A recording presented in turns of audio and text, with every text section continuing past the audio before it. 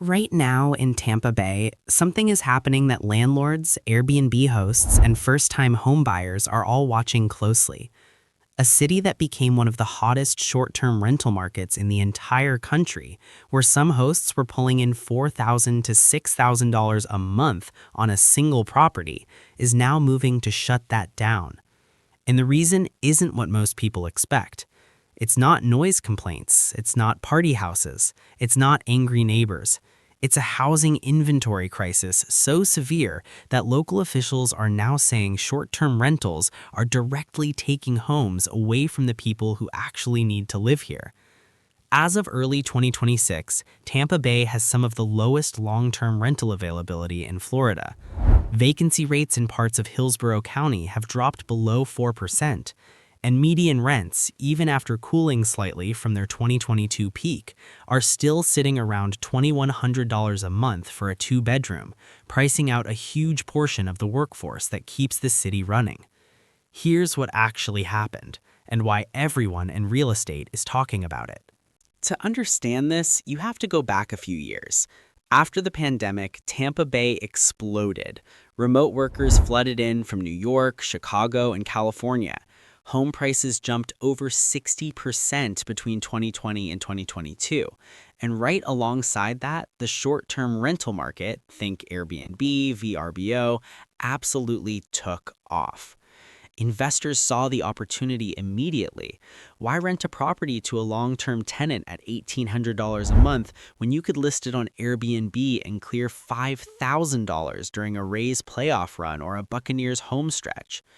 According to data from AirDNA, Tampa saw short-term rental listings grow by over 40% between 2020 and 2023. By late 2024, there were an estimated 8,000 to 10,000 active short-term rental units operating in the greater Tampa Bay area, and a significant chunk of those were properties that, in any other market environment, would have been long-term housing. That's not a small number. That's thousands of homes and apartments pulled out of the regular housing supply. Meanwhile, people who work at Tampa General Hospital, teachers in the Hillsborough County School District, service workers along the St. Pete waterfront, they couldn't find affordable housing anywhere close to their jobs. Some were commuting 45 minutes each way just to afford rent. The tone shifted fast. What started as a quiet frustration became a public conversation, and by mid-2025, local officials stopped treating this as a zoning nuisance and started treating it as a housing supply emergency. In late 2025 and into early 2026, Tampa Bay area municipalities began moving on short-term rental restrictions in a serious way, and the approach was more aggressive than most people anticipated. The city of Tampa proposed new ordinances that would require short-term rental operators to obtain special use permits, limit rentals in certain residential zones, and cap the number of days a property could be rented short-term annually. St. Petersburg went a step further, discussing outright prohibition of non-owner-occupied short-term rentals in specific neighborhoods where housing availability had fallen below a critical threshold. Hillsborough County commissioners held public hearings where residents lined up to speak. Renters talked about being priced out of neighborhoods they'd lived in for a decade. Longtime homeowners described watching 3 or 4 houses on their block quietly convert to Airbnbs over a 2-year period. But the pushback was real too. Airbnb hosts went public with the issue fast. Many of them had purchased properties specifically as short-term rental investments, mortgages structured around that income model. Changing the rules now, they argued, wasn't just inconvenient, it was financially devastating. The Florida Vacation Rental Management Association raised legal challenges, pointing to a state preemption law that has historically limited local governments from banning short-term rentals outright. That legal tension is still unresolved as of this recording, and it matters because if the state law holds, some of these local restrictions could get blocked in court. The developers and real estate investment groups weren't quiet either. Several argued that restricting short-term rentals wouldn't actually solve the inventory problem, that the real issue was a lack of new construction, not what existing owners did with their properties. Economists were split. Some agreed that short-term rental conversion was a meaningful driver of reduced availability. Others argued the effect was overstated and that the bigger issue was that Tampa Bay simply hadn't built enough housing to keep up with its population growth over the last 5 years. Let's look at the actual data, because the numbers here tell a clear story. According to Redfin, Tampa Bay's active housing inventory in early 2026 was up significantly from its 2022 lows. Inventory across the metro is roughly 30 to 35% higher than it was at the peak of the frenzy. That sounds like good news, and for buyers it is. Partially. But here's the problem. A lot of that new inventory is in the higher price range. Median home prices in Tampa are still hovering around $380,000 to $400,000 as of early 2026, according to MLS data. With mortgage rates still sitting above 6.5%, the monthly payment on a median-priced home in Tampa, including taxes and insurance, is running close to $2,800 to $3,000 a month. For renters, the situation is tight. Average rent for a two-bedroom in Tampa proper is still around $2,100. In St. Pete, it's higher. And vacancy rates, as mentioned, are sitting below 4% in several key zip codes.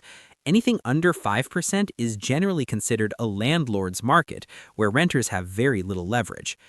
Now layer in the short-term rental piece. Independent housing researchers estimated that converting even 5,000 of those 8,000 to 10,000 short-term units back into long-term housing would measurably move the needle on vacancy rates, potentially pushing them up to 6 or 7%, which is where the market starts feeling more balanced. That's the argument city officials are banking on. Get those units back into the long-term market, increase available supply without waiting years for new construction, and give the rental market some breathing room.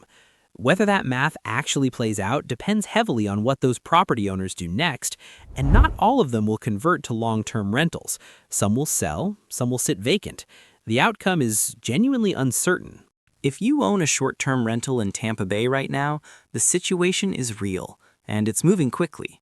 The regulatory risk that investors were warned about for years is no longer theoretical. It's in front of the city commission. Some hosts are already listing their properties for sale. Others are reaching out to property managers about converting to annual leases, and some are waiting to see how the legal battle over state preemption plays out before making any move. For buyers, this could actually create some opportunity. If a wave of former short-term rental properties hits the resale market, owners who don't want to deal with new restrictions and don't want to convert to long-term rentals, that adds inventory. And in a market where every additional listing matters, that could soften prices in certain neighborhoods. For renters, the potential relief is real, but it's not immediate. Even if hundreds of units come back online over the next 12 months, the pace of that shift will be slow. Renters shouldn't expect a dramatic drop in asking prices, but stabilization is possible. And for long-term investors watching from outside the market, Tampa Bay is now a case study. What's happening here is likely to spread to other Florida metros. Orlando, Jacksonville, and Sarasota have all seen similar short-term rental growth patterns and similar housing pressure. If Tampa's policy push works, other cities will follow. If it gets blocked in court, the playbook gets thrown out. Tampa Bay went from being a landlord's dream to a case study in what happens when short-term rental growth outpaces housing supply for too long. The 2026 inventory crisis here isn't just about interest rates or construction slowdowns. It's about thousands of homes that exist but are locked out of the long-term market. And now the city is trying to unlock them before the problem gets worse. Whether this works, whether it survives legal challenges, and whether other Florida cities follow, all of that is still playing out. But one thing is clear. The days of operating a short-term rental in Tampa Bay with zero regulatory risk are over. If you're a homeowner, a renter, or an investor watching this market, keep your eyes on what happens next. This is the story that's reshaping the rental landscape in one of Florida's biggest cities, and it's far from finished. If this video gave you a clearer picture of what's actually going on in Tampa Bay, hit subscribe. We cover these market shifts as they happen. No fluff, just the numbers and the facts that matter.